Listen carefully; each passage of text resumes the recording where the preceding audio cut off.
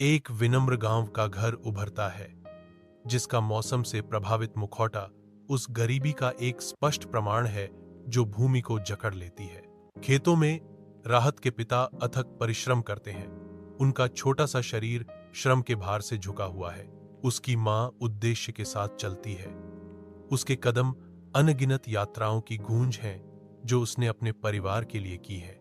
कठिनाई के बीच राहत फटे हुए कपड़ों से सजी एक बच्ची खेल के सरल कार्य में सांत्वना पाती है। आसपास की हवा संघर्ष की कहानियां फुसफुसाती है। हर तत्व प्रतिकूल परिस्थितियों का सामना करने में लचीलेपन का प्रतीक है। गांव के दिल में जीवन बना रहता है। इसकी लय श्रम, दृढ़ता और बचपन की स्थायी भावना का मिश्रण है। कक्षा के अंदर राहत अपने सहपाठियों के बीच बैठा है, जो कपड़ों में एक बड़ा अंतर है।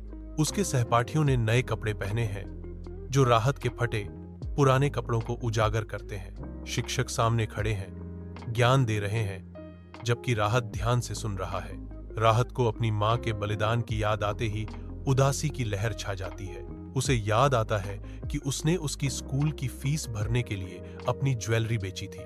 राहत का चेहरा दुख से भर गया है, जो उनकी कृतज्ञता और पछतावे का एक दृश्य प्रदर्शन है। विशाल शाम के आकाश के नीचे राहत गांव के खेत में अकेला बैठा है, जो विस्तार के बीच एक अकेला व्यक्ति है, विचारों में खोया हुआ।